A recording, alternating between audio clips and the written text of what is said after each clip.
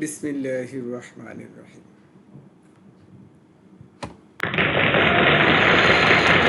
শিক্ষার্থীবৃন্দ, কলেজ আমার ঘরে অনলাইন ক্লাসের পক্ষ থেকে তোমাদের সাদর আমন্ত্রণ, শুভেচ্ছা ও স্বাগত। শিক্ষার্থীবৃন্দ, প্রথমে আমরা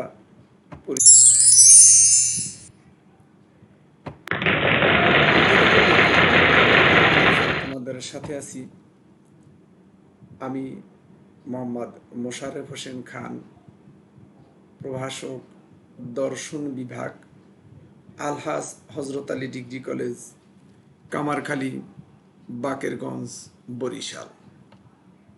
বন্ধুরা, আসলে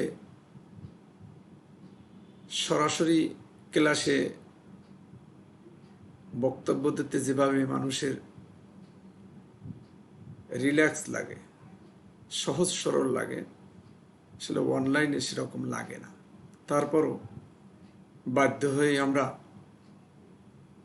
অনলাইনে ক্লাস নিতেছি, কেননা কোভিড-19 প্রতিদিন নতুন নতুন ভেরিয়েশন নিয়ে আমাদের সামনে যেভাবে উপস্থাপন হচ্ছে, তে মনে হয় না অত সহজে এই মহামারী থেকে আমরা রক্ষা পাব। টিকা নেই, ঔষধ নেই, শুধু সব কিছুতেই নেই। তো এক্ষেত্রে আমাদের স্বাস্থ্যবিধি মানতে হবে। ঘরের বাইরে গেলে অবশ্যই মাস্ক পরব এবং সাবান বা হ্যান্ডওয়াশ দিয়ে আমরা হাত ধৌত করব এবং অন্যান্য যে স্বাস্থ্যবিধিগুলো আছে সেগুলো মেনে চলব। এতে যদি আমরা রক্ষা পেতে পারি, এছাড়া আমাদের এই মুহূর্তে বিকল্প কোনো কিছুই। তো আজকে আমরা একটি গুরুত্বপূর্ণ বিষয় নিয়ে আলোচনা করব। বিষয়টি হচ্ছে একাদশ শ্রেণীর যুক্তিবিদ্যা প্রথম পত্রের ৬ষ্ঠ অধ্যায় থেকে অবরোহ অনুমান নিয়ে আলোচনা করব।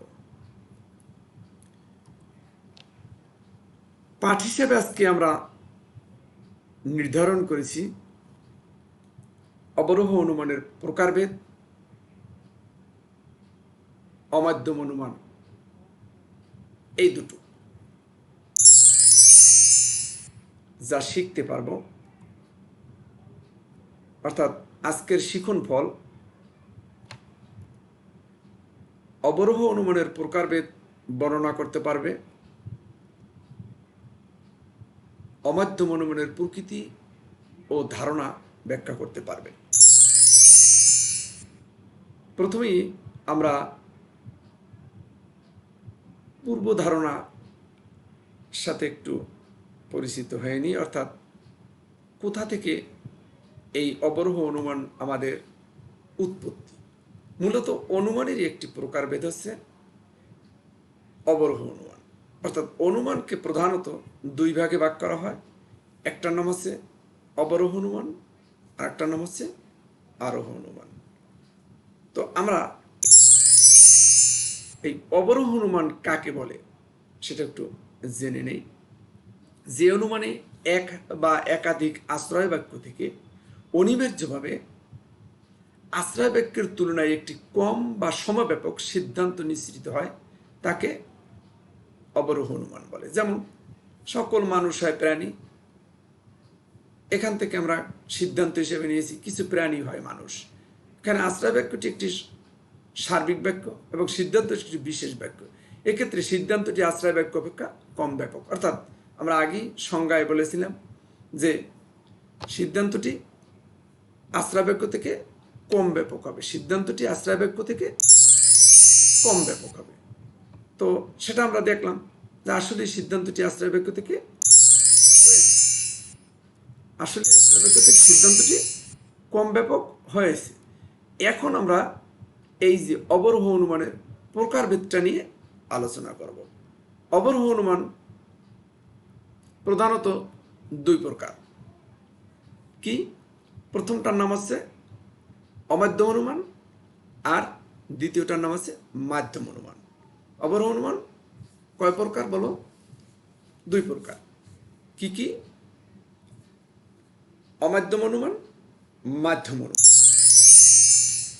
এই অবরোহ অনুমানকে আমরা ছক আকারে এখানে উপস্থাপন করেছি।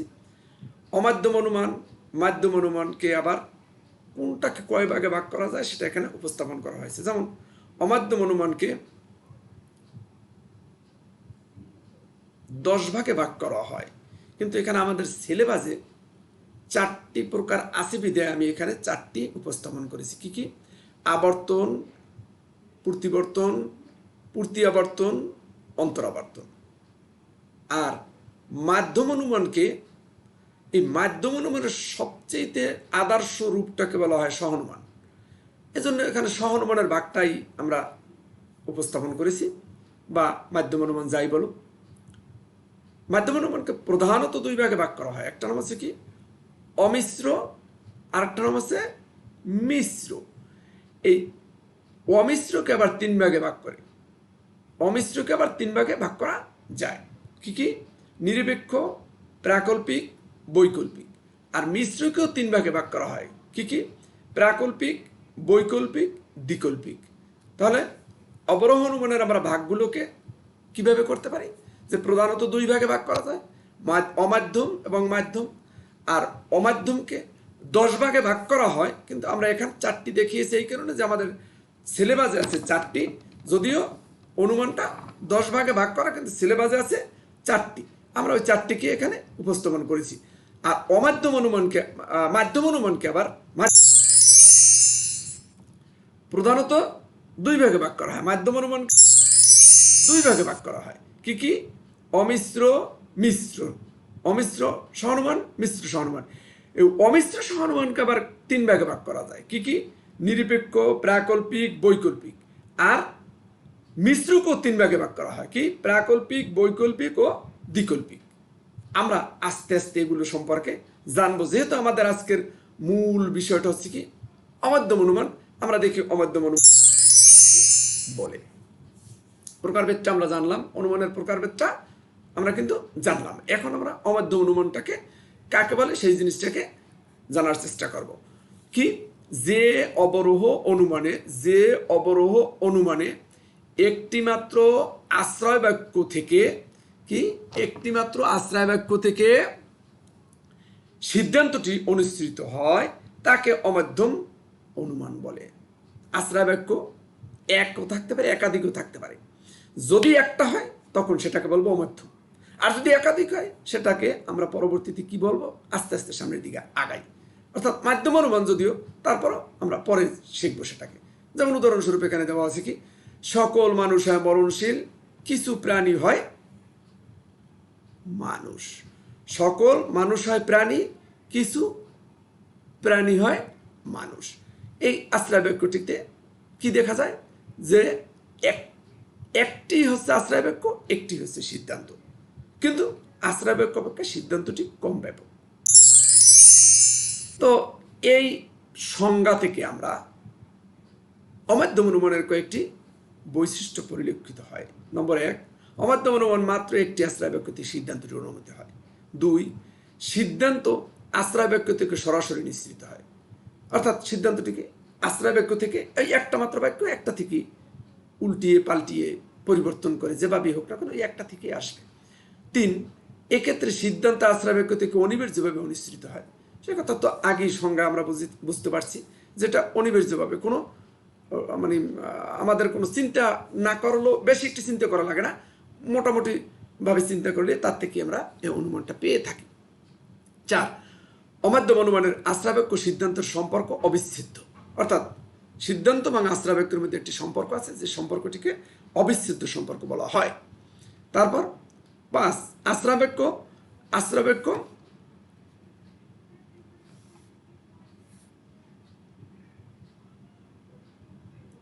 বাক্যের পদ দুটো সিদ্ধান্তের স্থান পরিবর্তন হয় বা রূপান্তরিত হয়, প্রকাশিত হয়। সেটা আমি একটু আগে বলেছি যে এই পদ দুটোকে ঘুরিয়ে ফিরিয়ে যেভাবে হোক না কেন আমরা এটাকে শুধুমাত্র আমাদের সামনে উপস্থাপন করি বা সিদ্ধান্ত আকারে উপস্থাপন করি। সিদ্ধান্ত কোনোভাবে আশ্রয় বাক্য থেকে ব্যাপক হতে পারবে না বা পারেও না।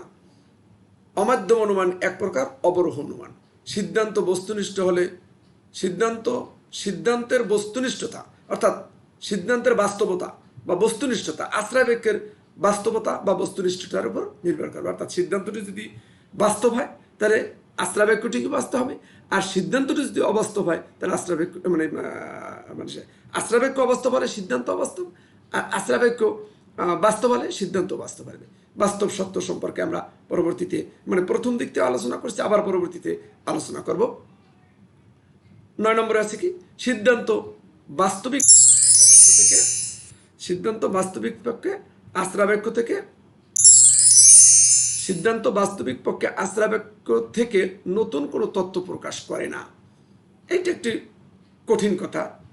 অর্থাৎ আমরা মনে হয় যেন আশ্রয় বাক্যটি সিদ্ধান্ত থেকে কোনো নতুন কিছু আসে নাই, কিন্তু যদি নতুনে না আসতো তাহলে তো সেটা অনুমানই হতো না। অতএব এই কথাটির বেশি একটি গুরুত্ব নেই।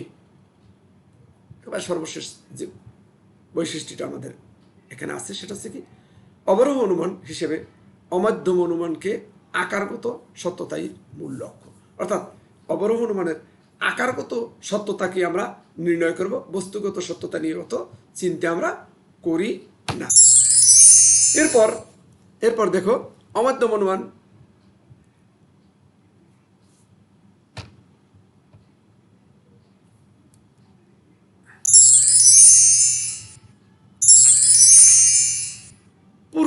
প্রকৃত অনুমান কিনা এরকমের একটি প্রশ্ন সবার সামনে উপস্থাপন করা হয়। এখানে কোনো কোনো যুক্তিবিদ যেমন মিল বেন এরা বলেছে কি না, এটা প্রকৃত অনুমান না। কেননা এখানে জ্ঞানের সত্যতা উত্তরণ ঘটে, যে সত্য নতুন কোনো জ্ঞানকে সংযোজিত করে, কিন্তু অমাধ্যম অনুমানে সেই জিনিসটা ঘটে না। অর্থাৎ অনুমান এর যে একটা নতুনত্ব থাকবে, সেখানে যে নতুন জ্ঞান আসবে সেরকম কিছু নাই। কিন্তু পরবর্তীকালে যুক্তিবিদ বেন তিনি বলেছেন কি না অমাধ্যম অনুমান আসলে অনুমান, আর অনুমানে যদি না হতো সেখানে আমরা নতুন আনি, কিন্তু সেই নতুনটা আপাত দৃষ্টিতে মনে হয় নতুন না, আসলে নতুন। এই জিনিসটাকে এই ওয়ালটন এই বেন ওয়ালটন এবং বেনের বিরোধিতা করেছেন, বিরোধিতা করে বলেছেন যে আসলে অমাধ্যম অনুমানও এক ধরনের প্রকৃত অনুমান, অমাধ্যম অনুমানও এক ধরনের প্রকৃত অনুমান। ফলে আমরা প্রকৃত অনুমান হিসেবে আখ্যায়িত করব। এর বিরোধিতা করতে গিয়ে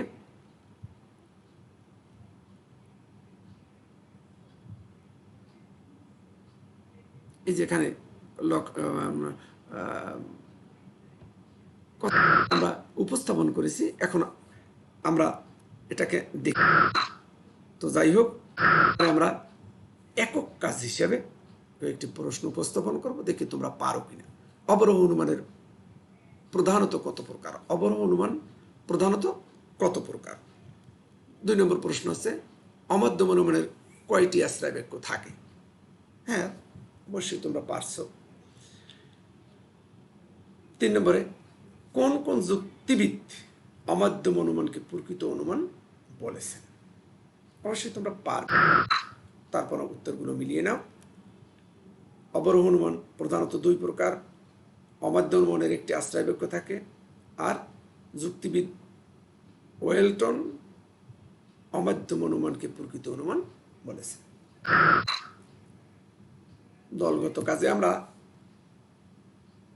অমাধ্যম অনুমানের প্রকারভেদ বা বৈশিষ্ট্যগুলো দুটো দল হও তোমরা। একটার নাম দেব আমরা রজনীগন্ধা, আর একটার নাম দেব গোলাপ। এই রজনীগন্ধা এবং গোলাপ দুটো দলে বিভক্ত হয়ে তোমরা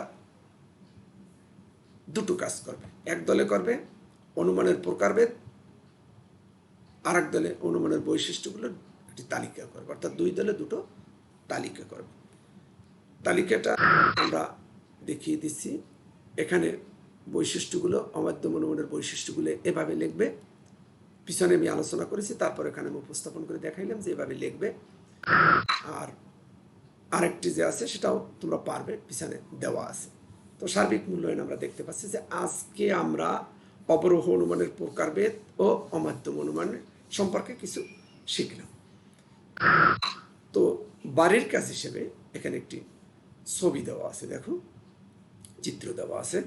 এই চিত্রের কোন অনুমানকে প্রকাশ করেছে, কোন ধরনের অনুমানকে প্রকাশ করে সেই অনুমানের তোমরা কয়টা একটি তালিকা তৈরি করবে। সেই অনুমানের প্রকারভেদের, অর্থাৎ যে অনুমানটা তোমার এখানে প্রকাশ পাবে তার একটি প্রকারভেদের একটি তালিকা প্রকাশ করে দেখাবে। অর্থাৎ কোন অনুমানকে এখানে দেখানো হয়েছে সেটা মানে সেটা প্রকারভেদের তালিকা দেখাতে বলা হয়।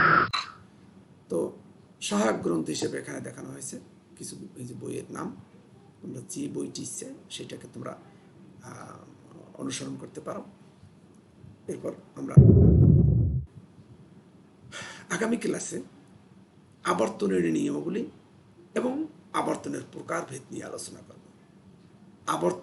আবর্তনের নিয়মাবলী, আবর্তনের প্রকারভেদ, এই তিনটি বিষয় নিয়ে আলোচনা, অর্থাৎ আবর্তন নিয়ে আলোচনা করবো আগামী ক্লাসে। কিন্তু আজকের মতো আমরা এখানে শেষ করতে যাচ্ছি। আন্তরিক ধন্যবাদ জানিয়ে আজকে আমরা অনলাইন ক্লাস এখানেই শেষ করলাম। সকলে সুস্থ থাকো, ভালো থাকো।